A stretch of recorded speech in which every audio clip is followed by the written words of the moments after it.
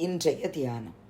தேவனுடைய இரகசிய செயல் என் கூடாரத்தின் மேல் இருந்தது. யோபு 29:4. ஆண்டவரும் இரட்சகருமாகிய இயேசு கிறிஸ்துவின் நாமத்தினாலே இந்த காலவேளையில இன்றைய தியான நிகழ்ச்சியின் வாயிலாக உங்கள் ஒவ்வொருவரையும் சந்திப்பதில் நான் கிறிஸ்துவுக்குள் மிக்க மகிழ்ச்சி அடைகிறேன். பிரியமானவர்களே, யோபு இந்த வார்த்தையை சொல்லுகிறார்.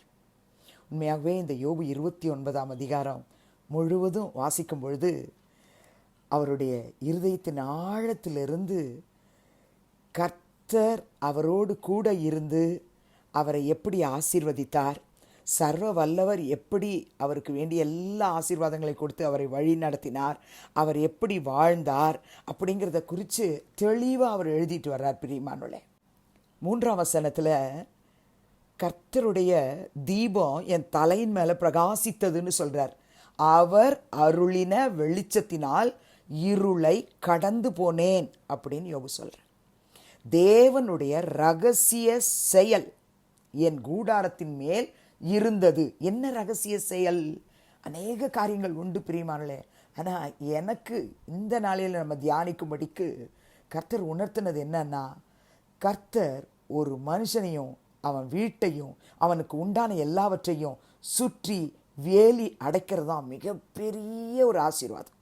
யோபு 1:10 பாருங்க, சாத்தான் கர்த்தர்கிட்ட சொல்றான், நீர் அவனையும் அவன் வீட்டையும் அவனுக்கு உண்டான எல்லாவற்றையும் சுற்றி வேலி அடைக்கவில்லையோ, அவன் கைகளின் கிரியையை ஆசீர்வதித்தீர், அவனுடைய சம்பத்து தேசத்தில் பெருகிற்று அப்படின்னு பேசுறான். அந்த அளவுக்கு கர்த்தருடைய பாதுகாப்பு யோபுக்கும் யோபுனுடைய வீட்டுக்கும் யோபுனுடைய உடைமைகளுக்கும் இருந்ததை சாத்தானே பார்த்தான். கர்த்தருடைய பிள்ளைகளே, நம்ம வீட்டு மேலே கர்த்தர் இப்படிப்பட்ட ஒரு பாதுகாப்பை வைத்திருக்கிறார். ஆகவே நம்ம கவலைப்பட வேண்டாம், சாத்தானுக்கு பயப்பட வேண்டாம். கர்த்தருடைய இரகசிய செயல் நம்முடைய கூடாரத்தின் மேல் இந்நாள் வரைக்கும் இருக்கு. ரட்சிக்கப்பட்ட சகோதரனே சகோதரியே, எந்த அளவுக்கு நீ பாதிக்கப்பட்டிருந்தாலும் இன்றைக்கு விசுவாசத்தோடு கூட யோபுவை போல நீ அறிக்கை செய்யி, கர்த்தருடைய இரகசிய செயல் என் கூடாரத்தின் மேல் இருக்கிறது. யோபு 15:8 வசனத்தில் பார்க்குறோம். யோபனுடைய சிநேகிதன் சொல்றது, நீர் தேவனுடைய இரகசிய ஆலோசனையை கேட்டு ஞானத்தை உம்மிடமாய் சேர்த்து கொண்டீரோ. அப்போ யோபு தேவனுடைய இரகசிய ஆலோசனையை கேட்டு நடக்கிற ஒரு மனுஷனாய் இருந்தான்னு அவன் ஃப்ரெண்ட்ஸுங்களுக்கு தெரியுது. கர்த்தருடைய பிள்ளைகளே, சங்கீதக்காரன் ரொம்ப அழகாக அதை சொல்லுவார். தாவீது 25ஆம் சங்கீதம் 14ஆம் வசனத்திலே, கர்த்தருடைய ரகசியம் அவருக்கு பயந்தவர்களிடத்தில் இருக்கிறது, அவர்களுக்கு தம்முடைய உடன்படிக்கையை தெரியப்படுத்துவார். ஆமென். அன்பு சகோதர சகோதரிகளே, கர்த்தருடைய ரகசியம் அவருக்கு பயந்திருக்கிற உங்க வாழ்க்கையில், அவருக்கு பயந்திருக்கிற உங்க கூடாரத்தில், உங்க தனிப்பட்ட வாழ்க்கையில், உங்களுடைய ஆவிக்குரிய ஜீவியத்தில் அது நிச்சயமாக உங்களுக்கு இருக்குன்னு கர்த்தர் சொல்றார். பயப்பட வேண்டாம். அவர்களுக்கு தம்முடைய உடன்படிக்கையை அவர் தான் தெரியப்படுத்துவார். நீங்க கர்த்தருக்கு பயந்து நடக்கிறீங்களா அப்படின்னா கர்த்தருடைய ரகசியம் உங்ககிட்ட இருக்கு. எதை நினைச்சு கவலைப்பட்டு கலங்கி கொண்டு நீங்க ஒவ்வொரு நாளும் வேதனைப்பட்டு இருக்கிறீங்க? இந்த நாளில் யோபு சொன்ன வாக்கியம் உங்களையும் என்னையும் இன்னைக்கு பலப்படுத்தும். உண்மையாகவே பிரியமானே, சங்கீதம் 27:5 தாவீது சொல்ற வார்த்தையை பாருங்க. தீங்கு நாளில் அவர் என்னை தம்முடைய கூடாரத்தில் மறைத்து, என்னை தமது கூடார மறைவிலே ஒளித்து வைத்து, என்னை கண்மலையின் மேல் உயர்த்துவார். அவருடைய ரகசிய செயல் நம்ம கூடாரத்தில், நம்ம வீட்டின் மேல இருக்கு. பிரியமானே, யோபு வீட்டு மேல இருந்தது, உங்க வீட்டு மேல இருக்கு. தீங்கு நாள் வராதுன்னு சொல்லல, தீங்கு வரும். அந்த நாளிலே கர்த்தர் அவருடைய கூடாரத்தில் உங்களையும் என்னையும் நம்முடைய குடும்பத்தையும் அவர் மறைக்கிற தேவனாயிருக்கிறார். அவருடைய கூடார மறைவிலே ஒளித்து வைக்கிறார். அவருடைய கண்மலையின் மேல் உங்களை என்னையும் அவர் உயர்த்துவார். கட்டாயம் இந்த வாக்கை நம்ம விசுவாசிக்க வேணும். விசுவாசிக்கிறவர்கள் தான் நம்முடைய வாழ்க்கையில் ஆசீர்வாதத்தை சுதந்திரிக்க முடியும். விசுவாசித்தவளே பாக்கியவதி. கர்த்தருடைய பிள்ளைகளே, 91ஆம் சங்கீதம் 1ஆம் வசனத்தில் என்ன வாசிக்கிறோம்? உன்னதமானவரின் மறைவில் இருக்கிறவன் சர்வ வல்லவருடைய நிழலில் தங்குவான்.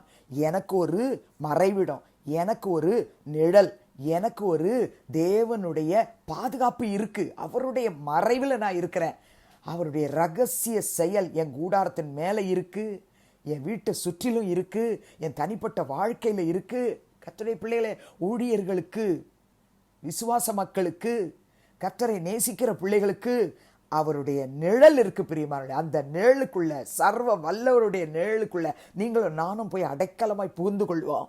ஒன்றும் நம்மளை சேதப்படுத்தாது பிரியமானவர்களே. நீதிமொழிகளின் புத்தகம் 3ஆம் அதிகாரம் 32ஆம் வசனத்துல சாலமோனுக்கு அவனுடைய தாய் சொன்ன ஒரு வார்த்தை, மாறுபாடு உள்ளவன் கர்த்தருக்கு அருவருப்பானவன், நீதிமான்களோட அவருடைய ரகசியம் இருக்கிறது. நீங்களும் நானும் இயேசு கிறிஸ்துவின் ரத்தத்தால் கழுவப்பட்ட நீதிமான்கள். கர்த்தருடைய ரகசியம் நம்மோடு இருக்கு பிரியமானவர்களே. நம்ம விசுவாசிக்கணும், நம்ம பிலீவ் பண்ணணும். கொலோசியர் 3ஆம் அதிகாரம் 3ஆம் வசனத்தில் பவுல் எழுதுகிறார், ஏனென்றால் நீங்கள் மரித்தீர்கள், உங்கள் ஜீவன் கிறிஸ்து உடனே தேவனுக்குள் மறைந்திருக்கிறது. நம்முடைய ஜீவன் கிறிஸ்து உடனே தேவனுக்குள் மறைந்திருக்கிறது. இதுதான் சீக்ரெட். நன்றி சொல்லலாமா? பரலோக பிதாவே, இயேசுவின் நாமத்தில் உடைய சமூகத்துக்கு நாங்கள் வருகிறோம். யோபு 29:4 வசனத்தின் படி கர்த்தாவே, இந்த நாளிலே நாங்கள் ஒவ்வொருவரும் தேவனுடைய ரகசிய செயல் என் கூடாரத்தின் மேல் இருந்ததுன்னு யோபு சொன்னாரு. நாங்க இருக்கிறதுன்னு சொல்றோம் ஆண்டவரே. இதுவரைக்கும் இருந்தது, இன்றைக்கு இருக்கிறது, இனியும் இருக்க போகிறது ராஜா. யோபுவையும் அவன் வீட்டையும் அவனுக்கு உண்டானவைகளை எல்லாவற்றையும் கர்த்தர் நீர் ஆண்டவரே வேலி அடைத்து பாதுகாத்தீரே ரட்சகா. உம்முடைய ஆலோசனை யோபுவோடு கூட இருந்தது போல, உம்முடைய ஞானத்தின்படி அவர் நடந்தது போல நாங்களும் நடக்க எங்களுக்கு உதவி செய்யும் ரட்சகா. உம்முடைய ரகசியம் உமக்கு பயந்தவர்கள் இடத்துல இருக்குன்னு நாங்க படிச்சோம்ப்பா. உம்முடைய உடன்படிக்கையை எங்களுக்கு நீங்க தெரியப்படுத்துங்க. உம்முடைய உன்னதமானுடைய மறைவில ஒவ்வொருவரையும் மறைச்சு வச்சுக்கொள்ளுங்க.